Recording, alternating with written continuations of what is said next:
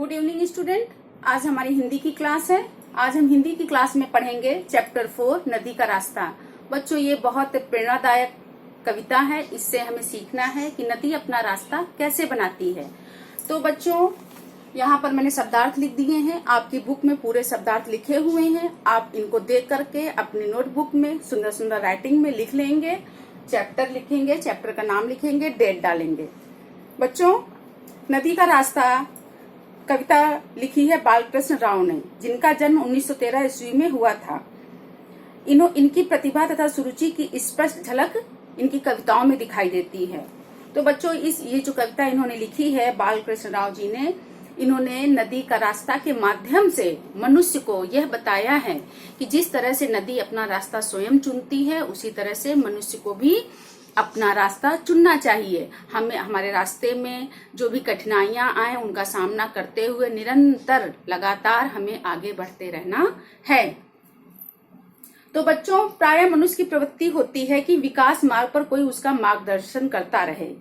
लोग सोचते हैं जब हम आगे बढ़ते हैं तो हमें कोई रास्ता बताता रहे। हम दूसरों से रास्ता पूछते हैं, कठिनाइयां आने पर निराश हो जाते हैं। बहुत से लोग उस रास्ते पर चलना भी बंद कर देते हैं। किंतु सोचिए कि नदी को कौन रास्ता बताता है? क्या नदी को कोई रास्ता बताता है? नदी तो स्वयं अपना रास्ता बनाती है। चाहे पहाड़ हो, पत्थर हो, कंदराएं हो, गुफाएं हो, पेड़ पौधे हो, जंगल हो, वो बढ़ती बहती लगातार निरंतर बहती रहती है और अपने लक्ष्य को प्राप्त करती है। तो वह स्वयं अपना रास्ता बनाती है। कौन? नदी। और मार्ग में आने वाली बाधाओं को दूर करती हुई निरंतर आगे बढ़ती जाती है। नदी हमें यह संदेश देती है कि हम अपना मार्ग स्वयं खोजें। इस कविता के माध्यम से हमें यह संदेश मिलता है कि हमें अपना रास्ता स्वयं चुनना चाहिए, स्वयं खोजना चाहिए और निरंतर यानी लगातार बिना रुके आगे बढ़ते रहना है। तो बच्चों, कविता देखो अपनी बुक में। नदी को रास्ता किसने दिखाया? कवि कहते हैं, कविता लिखते हैं और कहते हैं कि नदी को रास्ता किसने दिखाया? सिखाया था उसे किसने कि अपनी भावना के वेग को उन्मुक्त बहने दो। उसको किसी ने तो नहीं सिखाया कि जो तुम्हारी भावना, अपनी भावनाओं को लिए हुए उन्मुक्त बहती रहो, कि वह अपने लिए खुद खोज लेगी सिंधु की गंभीरता स्वच्छंद बहकर। इसे हम पूछते आए युगों से। क्या नदी ने किसी से पूछा कि हम कैसे बहें, हम क्यों बह रहे हैं, हमें रास्ता दिखाओ, हम आगे कैसे चलें? तो वही कवि कहते हैं कि नदी को रास्ता किसने दिखाया, अर्थात किसी ने नहीं दिखाया, वह स्वयं अकेले अपने आप बहती रहती है। सिखाया था उसे किसने? उसे तो किसी ने नहीं सिखाया। नदी को तो किसी ने नहीं सिखाया कि अपनी भावना के वेग को उन्मुक्त बहने दो। वेग यानी अपनी भावना का जो बहाव है उसको स्वतंत्र रूप से, उन्मुक्त यानी स्वतंत्र रूप से बहने दो। उसको किसी ने नहीं सिखाया। नदी स्वयं अपने आप आगे बढ़ती जा रही है कि वह अपने लिए खुद खोज लेगी सिंधु की गंभीरता स्वच्छंद बहकर, यानी वह आजाद होकर अपनी आजादी से, किसी की गुलामी से नहीं, किसी के दिखाए हुए रास्ते से नहीं, वह स्वच्छंद पूर्वक बहते बहते अपना रास्ता स्वयं खोज लेगी। सिंधु की गंभीरता स्वच्छंद बहकर, इसे हम पूछते आए युगों से और सुनते भी युगों से आ रहे हैं उत्तर नदी का। युगों से हम सुनते आ रहे हैं और इसका उत्तर भी सुनते आ रहे हैं कि मुझे कोई कभी आया नहीं था राह दिखलाने। नदी कहती मुझे तो कभी किसी ने रास्ता नहीं दिखाया, बनाया मार्ग मैंने आप ही अपना। नदी कह रही मैंने अपना रास्ता स्वयं बनाया है, मुझे किसी ने रास्ता उंगली चलकर पकड़कर चलना नहीं सिखाया, किसी ने मेरे मार्ग की कठिनाइयों को दूर नहीं किया, ना हमारे रास्ते में आई गंदगी, पत्थर, पेड़ पौधों को दूर किया। मैं तो स्वयं चलती चली आ रही हूँ। ढकेला था शिलाओं को, शिलाएं यानी जो पत्थर आते हैं रास्ते में, नदी जब बहती तो बहुत सारे पत्थर आते हैं, तो उनको भी उसने अपने बहाव के साथ ढकेल दिया। यानी जो पत्थर था वो उसका रास्ता रोक नहीं सका, उसने ढकेल कर अपना रास्ता बनाया नदी ने आगे। गिरी निर्भीकता से मैं कई ऊंचे प्रपातों से यानी ऊंचे ऊंचे झरनों से मैं गिरी, निडर होकर गिरी। कभी कभी नदी बहती है तो उसको झरने मिलते, पहाड़ मिलते, तो पहाड़ों से भी वो झरने के रूप में नीचे आई है, लेकिन उसने बहना नहीं रोका। वनों में यानी जंगलों में, कंदराओं में यानी गुफाओं में, जो कंदराएं मीन्स गुफाएं, गुफा के अंदर नदी कैसे बहती? बड़े बड़े पहाड़ बने हैं, उसके बीच से नदी बहकर आगे अपना रास्ता चुनती, तो उसको कहते हैं गुफाएं। गुफाओं के बीच से भी वो अपना रास्ता बना लेती है। भटकती भूलती मैं, भटक जाती है बहते बहते, कहाँ जाना है, कैसे जाना, और भूल भी जाती है किस ओर जाए, लेकिन रुकती नहीं है, वो लगातार बहती रहती है।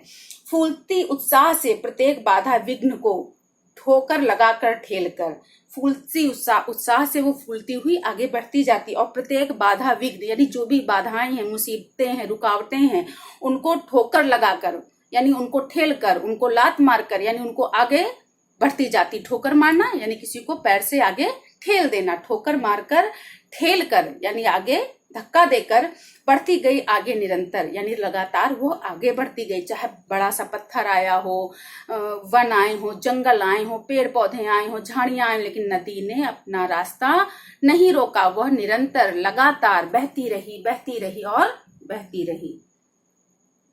एक तट को दूसरे तट से दूर करती यानी वो चौड़ी भी बह रही है। एक किनारा, तट माने किनारा, इस किनारे को उस किनारे से दूर करती हुई वो लगातार बहती रही। बड़ी संपन्नता के साथ, संपन्नता का अर्थ धन धान्य से पूर्ण, संपन्नता यानी रुपए पैसा धन धान्य हर तरह से वो परिपूर्ण, संपन्नता के साथ वो बड़ी संपन्नता के साथ बहती रही और अपने दूर तक फैले हुए साम्राज्य के अनुरूप यानी उस नदियां तो कई हैं, बहुत दूर दूर को उसका कहाँ से बहती हुई आ रही, तो उसका साम्राज्य यानी दूर दूर तक फैला हुआ राज्य, नदी का ही राज्य है दूर दूर तक।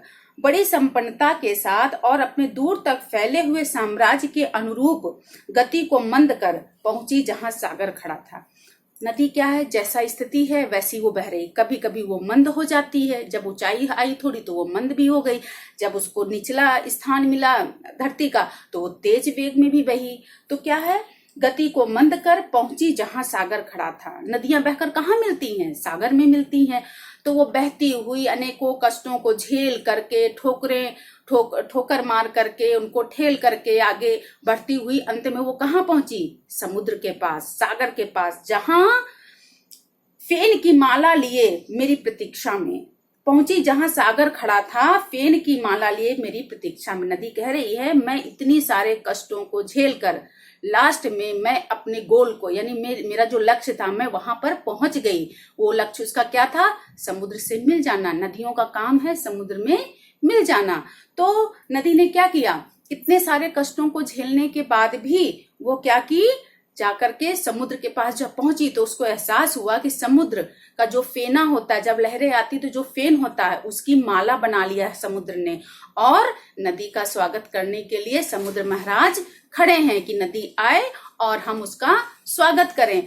तो लिखा है, गति को मंद कर पहुंची जहां सागर खड़ा था, फेन की माला लिए मेरी प्रतीक्षा में। नदी कह रही, मेरे इंतजार में समुद्र खड़ा हुआ था फेन की माला बना करके मैं नदी का स्वागत करूंगा ये माला पहनाकर। यही इतिवृत्त मेरा, इतिवृत्त का अर्थ होता है पूरी कहानी का अंत, पूरी कहानी का सार। तो यही नदी कह रही, यही मेरा इतिवृत्त है, यही मेरी कहानी है। मार्ग मैंने आप ही अपना बनाया था।